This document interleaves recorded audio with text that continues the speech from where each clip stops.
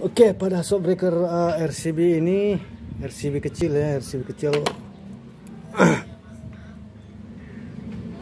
Ini juga karet balonnya ini yang menyebabkan karet pecah ini. Karet balon pecah ini harus diganti ya teman-teman. Tidak tahu ini ada dijual tidak. Harus carikan lagi. Pecah.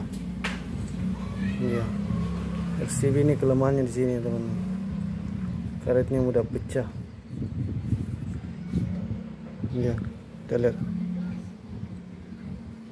Ini pecah. Ini juga yang satu pecah. Ini mana? Ini juga pecah. Baru dibongkar ini pecah juga. Ini masuk oli baku campur oli dengan udara. Ini harus juga diganti.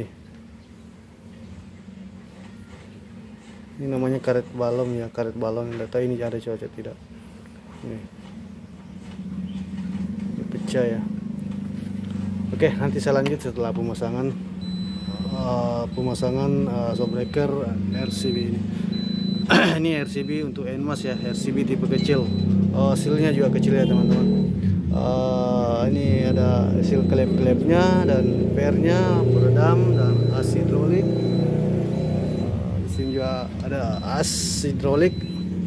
Oke, saya langsung pemasangan saja. Sekian video singkatnya. Assalamualaikum warahmatullahi wabarakatuh.